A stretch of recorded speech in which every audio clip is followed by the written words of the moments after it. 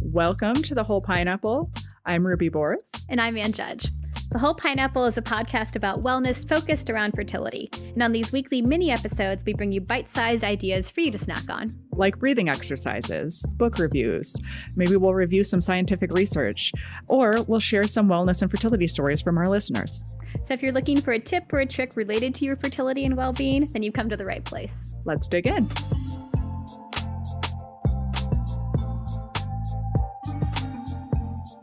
Welcome back to The Whole Pineapple. I think we need to cue some Beatles music because I have a hello goodbye theme happening right now. I was thinking about songs that I want to wrap up. I was like, oh, if only we had the money to license actual songs. Well, we definitely don't have the money to license the Beatles. We don't have that, exactly.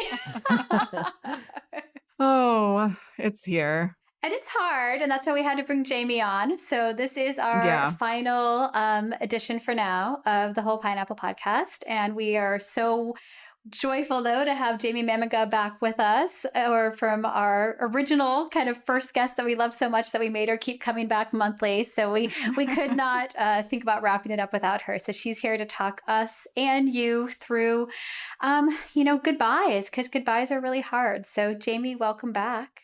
Thanks for having me, you guys. I feel really honored that you wanted me to be a part of this last session. It's really special. Really glad to be here. This is exactly like when Carson was closing out The Tonight Show, and it was this whole big thing of like, who's going to be the final guest and how are they going to wrap up everything? And so, yes, it's that moment of how can you like hit the emotions and acknowledge the joy of everything good that has happened over the last 2 years, because I feel like it's really gone well beyond even what I was expecting in terms of the episodes we've been able to have, the guests we've spoken to, the amazing number of listeners in countries all over the world. So we want to acknowledge that while also not diminishing that it's hard for us to end. And it's probably hard for listeners to be thinking about this being the end too. I mean, you can just see it in our back catalog. We have so many episodes, and there behind that there's hundreds of hours of work in the background, not just between Ann and I, but like our entire team. So like planning and editing and meetings and basically trying to bring the best content to everyone. So there's been a lot of heart and soul that's gone into the podcast the last 2 years.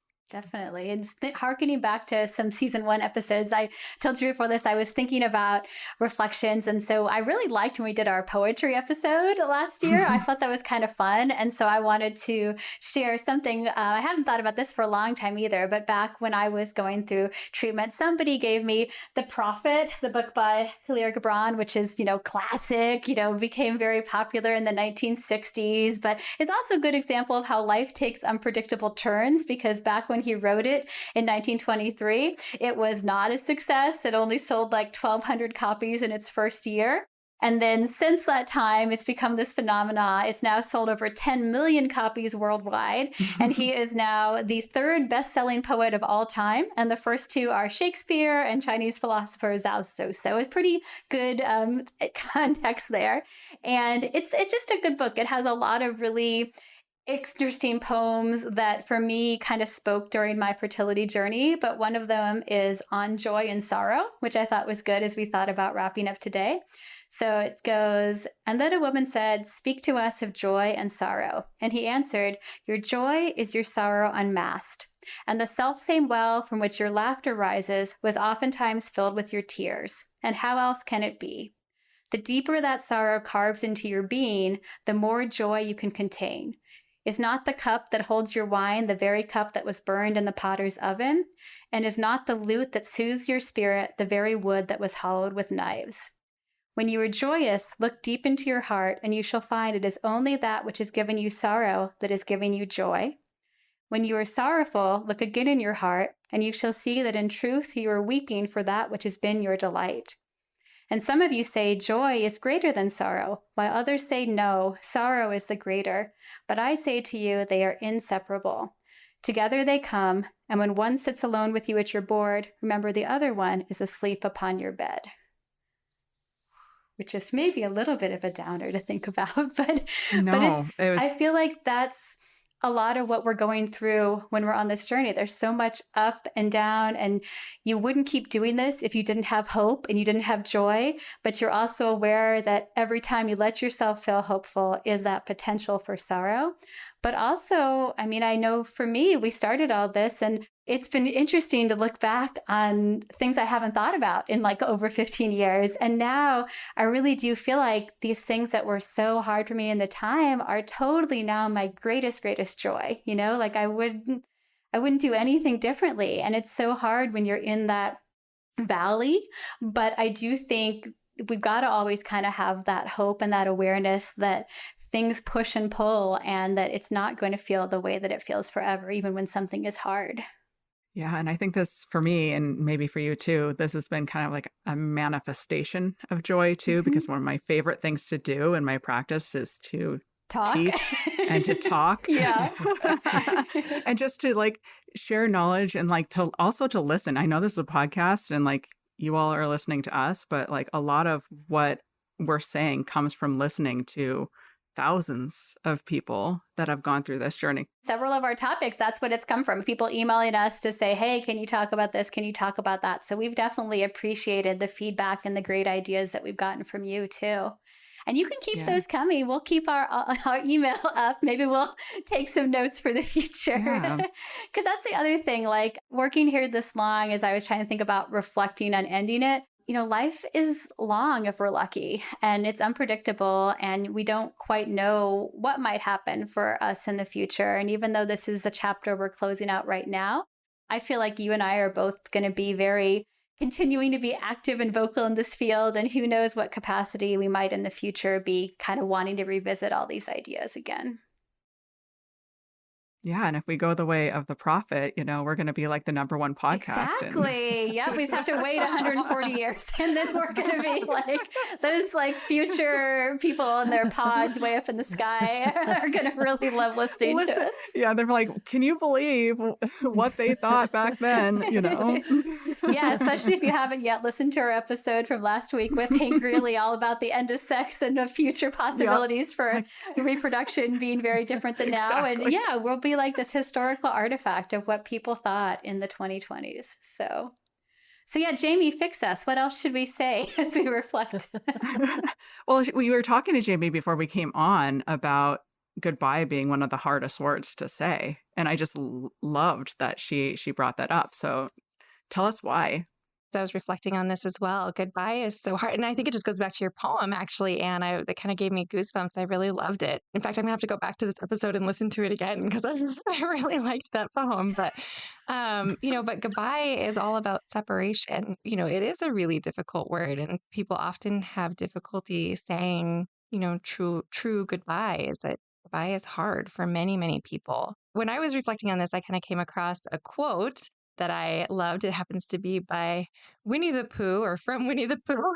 Yay! By Winnie the Pooh. He said it. Right. Yeah. No email, just all Winnie the Pooh. Yeah, right? Also been around for hundreds of years. But it said, how lucky I am to have something that makes saying goodbye so hard.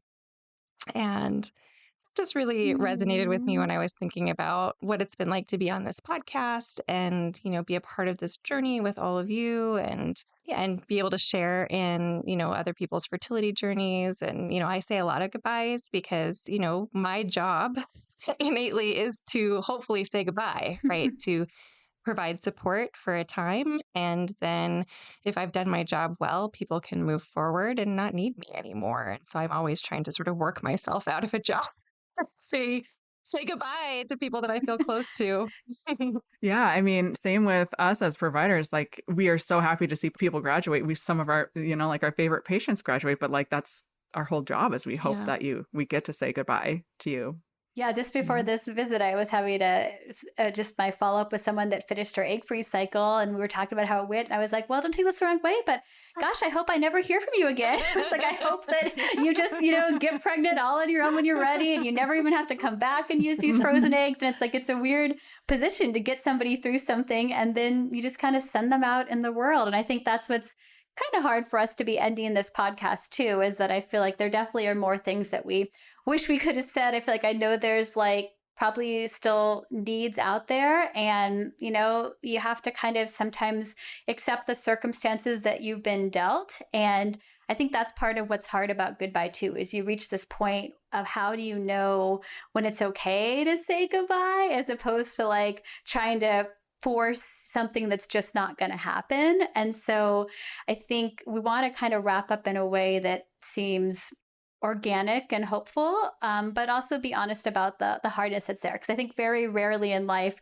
does anyone not have conflicting feelings about something ending. There's often a part of you that wonders if you could have done something differently, if there could have been some way to have not had to say the goodbye. And I think that's what makes it so hard. I think so too. So as a special last episode edition, we also thought we'd call on one more special guest. We have with us Shannon Perry, who is our wonderful Woohoo! Producer and editor and everything else that has made us sound so good over these last 2 years. And we just wanted to say thank you to Shannon, to the whole team. I feel like especially some of your other team that probably had no interest in learning about fertility has now had to listen and transcribe these episodes. They know all the things they never wanted to know. Yeah. Yeah, I was just going to come on and say that last silence. I'll edit that bit out. Oh, perfect. Yeah. You can also edit out when I said hundreds of years old, because Winnie the Pooh was published in 1924. Gotcha. That's cool though, but that's almost 100 years. That's pretty cool. The Prophet is 1923. Yeah. That's what's amazing, right? To think that things can be so universal and that 100 years later, all of these concepts can still resonate with us, because we all still have joy and sorrow and goodbyes, and we need stuffed animals to cuddle. And there are these universal themes. And that's where fertility is also, for many people, a universal theme. A lot of people have, at the minimum, thoughts about whether they're going to want to, at some point in their life, expand a family. And I feel like whether people ever try or ever have children, I feel like it's still something that almost everybody at least thinks about a little bit. And so having these episodes to really give people information is, I think, a really great thing. And I'm so proud of, really, it's a lot of episodes, and we're going to still be keeping them all up and active, so people can still share and, pass them around. And I'm glad that we've gotten the 2 years of content that we have. It was actually 1926. Oh, Ruby, we can't edit everything. I'm leaving that in. That's good. That shows that we fact check, right? We're trying to be evidence-based as we say everything on this podcast. And yeah. For the record, Winnie the Pooh was published on October 14th, 1926. But the wisdom of Pooh lives on. Indeed. Well, one of the things I like best about your show, and one of the things I think we've seen from the stats, is even though it's so hard for people to have a conversation about fertility issues, if they're dealing with it or they suspect someone that they care about is dealing with it, podcasts are super easy to share. Mm-hmm. And we have seen that people do that as a way of maybe having that conversation and starting that conversation and helping someone and showing that they care, even if it's not something you want to discuss over lunch. Mm-hmm. Definitely. It can be this very nice private thing. It's like you have your little friend that's talking just into your head, and no one has to know what you're listening to. And it can seem very personal. And I think it is a really accessible way of, sharing something that can feel very private. That obviously part of the reason we did this is we think people need to talk more about all of this. So hopefully these episodes are still there to open up even more conversations, even if we're not the ones facilitating it anymore. That's one of the reasons we started the podcast, was just bringing awareness to something that's not talked about. And there's some amount of shame that some people feel, unfortunately, still.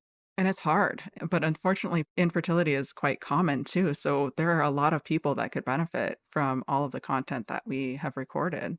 Jamie, how else do you help people say goodbye? It's important to be mindful in our goodbyes. I mean, we've been having these mindful moments all the way along here, and saying goodbye is no different. Yeah, P.S. We still want you to do a final closing meditation. So if you didn't know that, we look forward to you. This episode is going to end still with you giving us all a mindful goodbye. So Surprise. we will make you do it live for us. Although that was why you came on for Mindful Moments. Remember, you led us all on that first live guided meditation, and Ruby and I loved it so much. Lovely. But we won't make you do that this time. But we are still going to close out with a meditation from you. We're like, I'm doing this live. I learned very quickly that I actually need to do that on my own. Yes. Otherwise, my heart is racing a little too fast. It's improv meditation. Yeah. It's somehow so different for me to do that, one-on-one with someone in a session versus like on the, when we're recording this. I did not realize that would be a challenge, but I finally found my stride with that. At any rate, just making your goodbyes mindful. I think, when we were talking earlier, how often are we just rushing from one thing to the next, right? We're all so busy. And so we're running around, okay, I've got to do the dishes and now I need to wash the dog or walk the dog or whatever. And we're, so often we're not even completing one task before we move on to the next. So how often are we being fully sort of present with ourselves just in our daily tasks? And I think that those are opportunities to practice saying small goodbyes, right? And practicing saying small goodbyes can help you when you need to say large goodbyes, right? And to be more fully present with them, which I think is really important. We don't want to just, when something's really important, we don't necessarily just want to duck out, right? We don't want to just disappear. We can't do the Irish goodbye, back to our Irish potato famine episode where you just like slowly back away and people are like, did they go to the bathroom? Where are they? And then they're just gone. I am the queen. Are you? I have to say, I'm the queen. Yes. I always make a big production. I'm always like, I'm going to go. Let me hug everybody. What's going on? I'll see you later. Yeah, so I think that it just, I think that just kind of wraps up both of us right there. I slowly sneak out. I think it's called a Minnesota goodbye. Oh, what's a Minnesota goodbye? It's where you say goodbye and then you go stand on your porch for the next 30 minutes. And just wave to everybody. Saying goodbye while you're still talking. And then you move to the car and you're still chatting through the window of your car for 15 minutes. Yeah, that's my family's goodbye style, 100%. That's my family too. So I think Montanans fall in that category too. Yep. But you're right. It makes sense. It's something that we have to practice just like everything else. And that little bit of acknowledgement, I feel like especially sometimes in fertility treatment, there's this desire to just quickly move on to the next step. And I do think you have to say goodbye to each cycle that didn't work and like take that moment to really pause and acknowledge that and like address the sorrow of that in order to feel like you can really move on to the next thing. I feel like a lot of people don't want to dwell in that, and it's very natural to just push right into what is the next thing. But that's the challenge of fertility. There's so many losses upon losses for most people. There's the loss of expectations of this is going to be easy, this is going to happen when I'm ready. And then when treatment doesn't always go exactly as you expected, those are often things you have to say goodbye to as well in order to open your mind to other possibilities. So we hope that the end of this podcast does not extrapolate too much onto all that stuff that's already happened. But I think you're right. It's an important skill to have, to be able to be in that feeling and acknowledge the importance of the fact that hard things have happened and that you got through them. Even if you didn't feel great in it and didn't want to have to go through it, you are still here. And that's what allows us to think about other options too. Yeah, and it's particularly hard if you're like me, who's a task-oriented coping kind of person. Mm-hmm. And so I want to be busy to kind of cope with what I'm going on. And sometimes that does kind of morph into this like, well, on to the next thing, so I don't have to think about this other thing. That can be hard when that is like your way of kind of coping with something hard too. So I think your advice for like saying the small goodbyes and being mindful for smaller goodbyes would be really helpful. Well, and I think it's important to think about what you're taking with you on your journey, right? And to be able to breathe where you are now for a moment, right? And the reality is we just don't grow in the good times. We don't. The good times are the things that we look forward to, but we grow in the hard times. And so I think that's important to recognize because, kind of going again back to that poem, like you can't have all of the joy without the sorrows that come with life. It's part and parcel. They go together. And I think part of why we feel so much joy sometimes is because we have also felt sorrow. So we have that comparison. What if we just felt joy all the time? We would take it for granted because we wouldn't know, how hard other emotions can be. And I think it's also important, though, when you're having really hard goodbyes to recognize that, feelings, like we've talked about so many times, are transient. They don't stay around. There's no feeling that's lasted forever, and they're not fatal.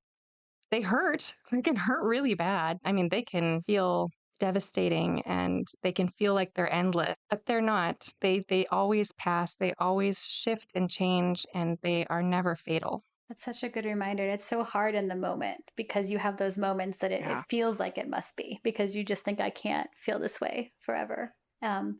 And it feels like you will, but you won't. And that really is the hard part. I mean, I think I probably said this in one of our very early episodes, but I use it all the time when I talk with patients. Back when I was in my infertility group, our leader led us through this kind of thought exercise where we all closed our eyes and we like vision yourself on the edge of this like really roaring river, and like it's getting to the other side, and that other side is the resolution of your infertility. And that's all it is. And like, you don't know exactly what that resolution is going to be. And that's the hard part, is you don't know how you're going to get across the river. Like, you thought you were just going to like hop over, but maybe you're going to have to like swim and it's super hard against the current. Or maybe you're going to like build this bridge you didn't expect. Or, maybe it's really weird and like this helicopter's going to take you. I mean, there are all of these other paths, and you don't know exactly how you're going to get there or how long it's going to take to get there. But eventually you are going to be on that other side of it. Like, you are going to resolve your infertility. Like, no one is in this scenario forever. And so it's that uncertainty that makes it so hard. But once you get to that other side and you look back, like, you really do see how much you've gone through and how strong you were to get there, and the value in everything that you did to get there. And I think there really is a lot of joy and recognition in that, because often you realize you were a lot stronger than you thought you were. And it sucks. You didn't want to have to be that strong. You think you thought, and it seems like other people have it easier. But again, you never know what's going on in someone else's life. And just like you said, no one is ever happy all the time either. And so even if it seems like lots of things have gone easier for someone else, they're probably going to struggle in some other area in their life, and it may be completely surprising and devastating for them. And so we just know that we're all on our own paths, and you have to try and break that very natural human tendency of comparing yourself and what you're going through to other people. I'm stealing that analogy Oh, for talking to patients. That's a really good one. I love that. I mean, I still think about it, and I thought about it in the time, and she's right. That is the really hard part, because we don't know. If someone would just like give you the guidebook and be like, this is your river adventure, you will be doing a path XYZ, you could like prepare and plan for it. But it's that uncertainty of not knowing that can seem so overwhelming. But that reminder that you are really going to get there. And it's true. Again, this is all 15 years for me now, and I'm still friends with these women, and like, oh my gosh, we are all such different people now. And we are all in our lives, women in our mid 40s, woo. And some people have big families, and some people, are child free and have an amazing life. And like, they also resolved it. We all resolved it one way or the other. And I think everybody is an amazing person. I don't think anybody is still stuck in that place that we were when we met each other. And that's what life is.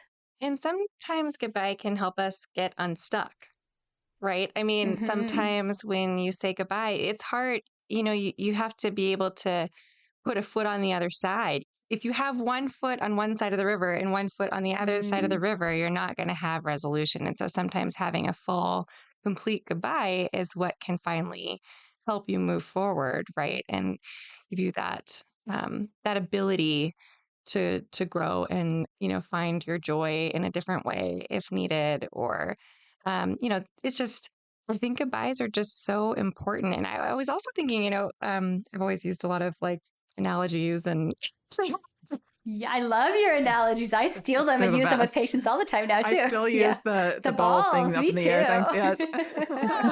Well, The balls and the water faucet. So yeah, which other one do you have for us Yes. now? Yep. I think I've talked on here before about how our emotions heal a lot like our physical bodies do, like our emotional Mm. selves heal the same way. And we don't think about it that way often. I was talking about how we grow in the hard times. Like, think about when you work out. Part of what happens when you work out is you actually tear your muscles, right? You rip Mhm. them so that they can grow and they can rebuild. And so you're kind of like building that. And I think of saying these again, when, kind of going back to like small goodbyes, that's building that muscle, right? To be able to say like the larger goodbyes that all of us are going to experience in our life. Because the reality, again, no matter how somebody's life looks from the outside, as a counselor, I get to see the inside of many different lives.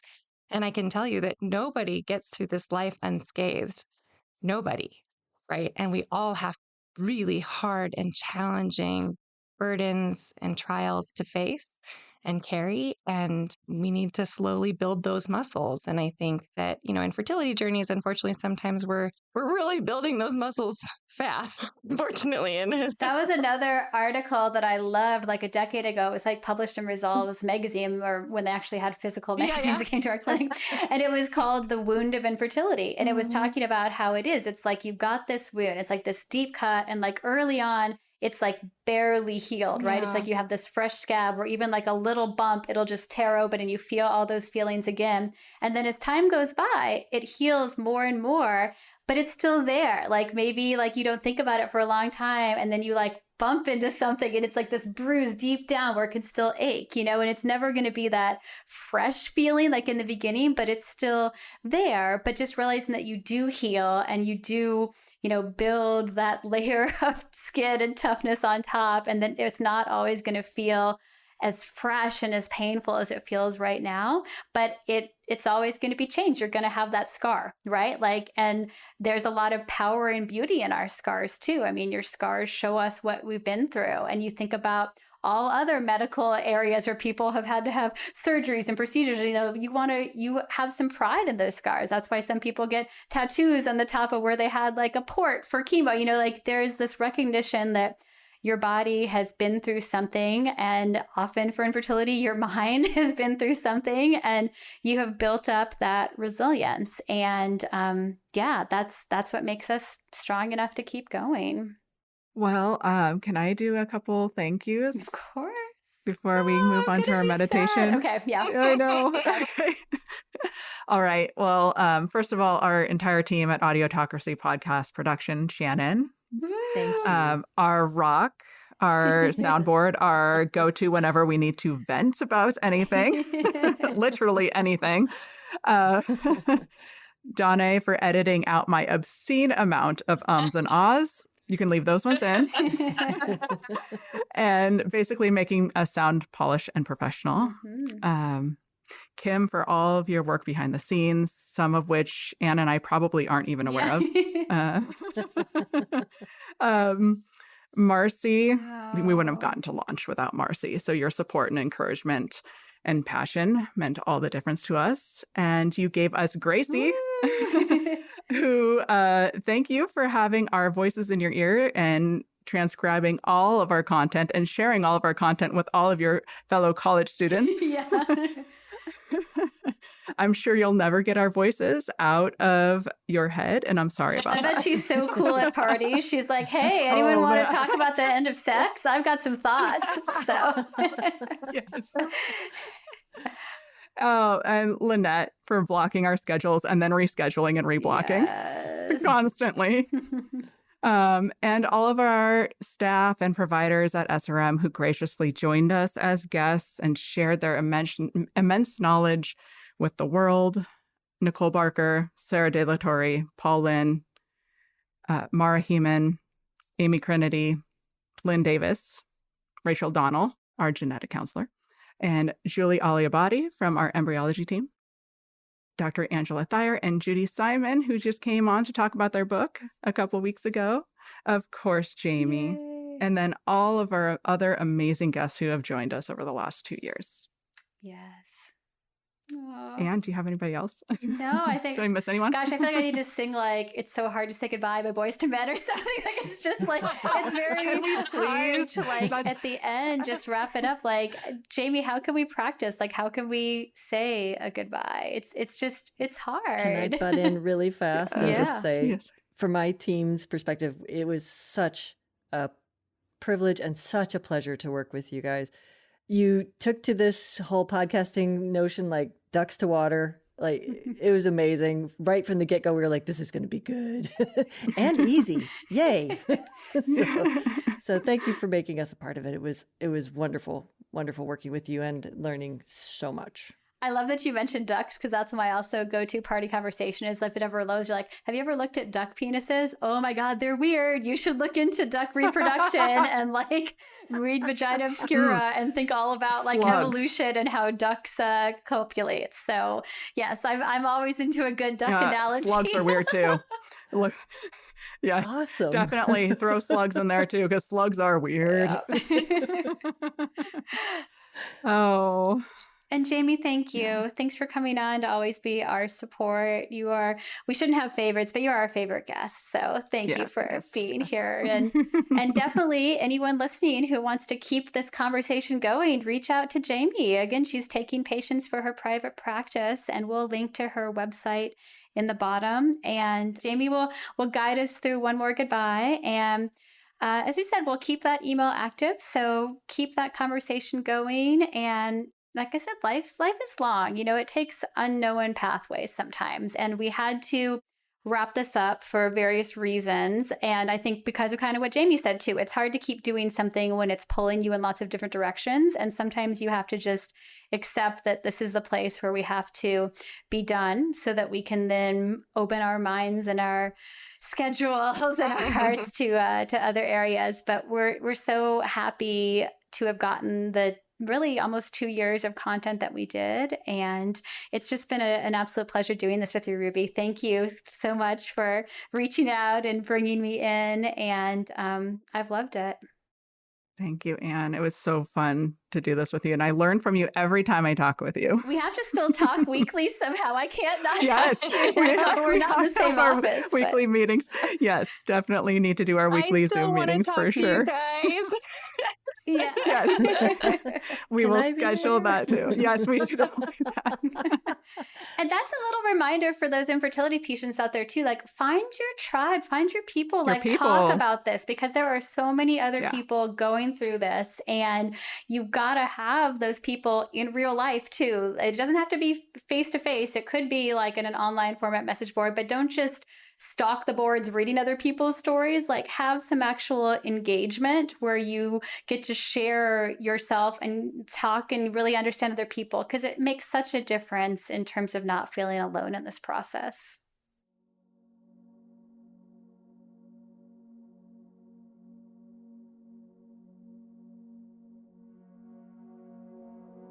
How many times do we meet endings in a day?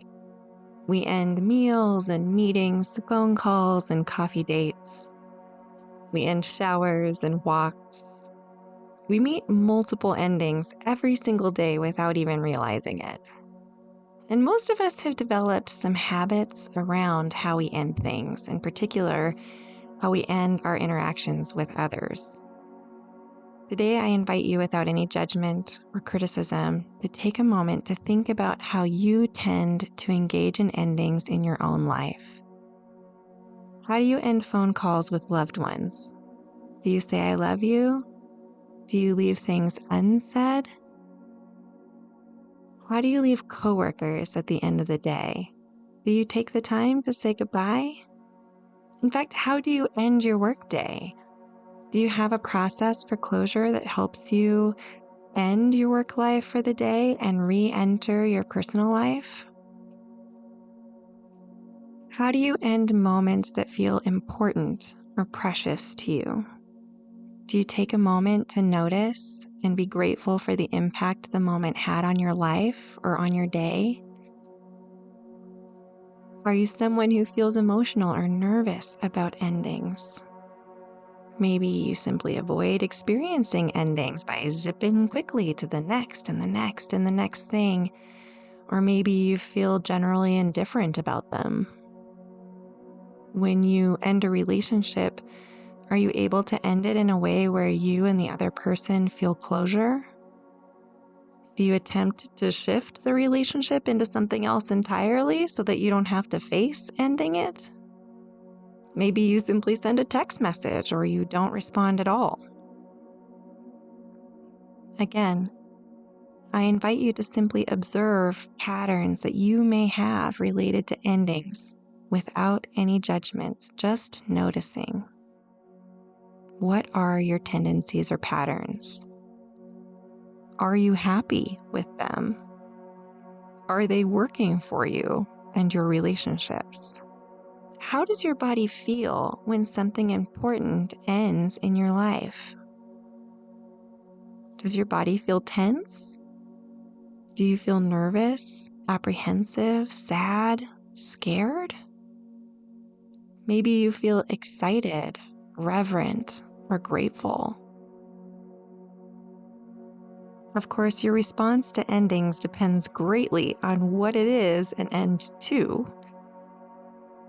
But no matter what, you can always make changes to the way that you meet endings if you want to.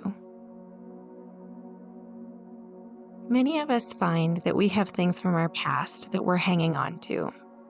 We wish a relationship or a situation could have been different. We may have regrets about how past situations were handled, and we wish we could go back in time with the information we have today to manage it differently. Maybe we had hopes or dreams from the past that haven't been realized in the way we thought. Maybe an ending to a relationship or something important to us felt out of our control and counter to what we wanted. The endings of things are important, as are beginnings. And those two things are inextricably connected. In fact, often the way we choose to end something in our lives has a tendency to shape or inform how the next thing begins. And when we hang on to the past, we can become stuck. And we can limit our ability to welcome fully what comes next. Endings are a reality of life. Endings are what make moments special and meaningful. Good times end, bad times end, emotions end. Endings make us grow.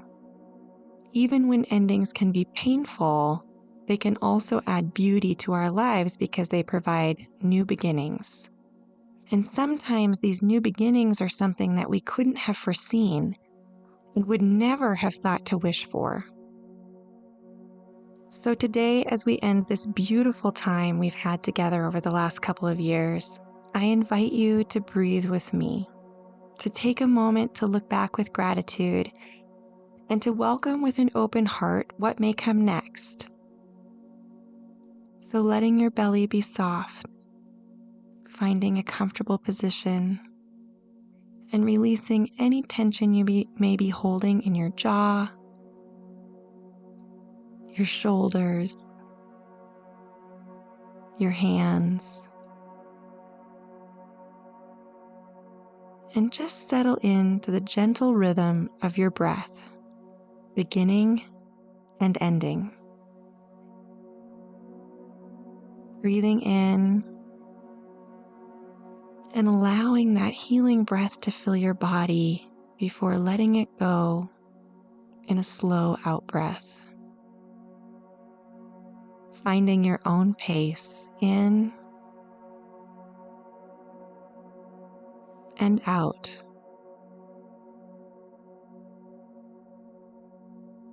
In and out.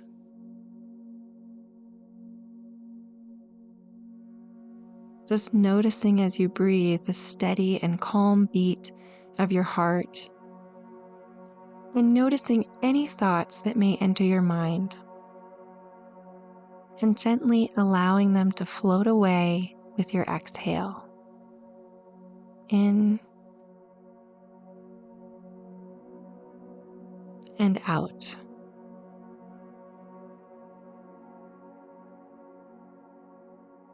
You can stay here in this moment for as long as you would like. Thank you so much for joining us on our journey from beginning to end, from our hearts to yours.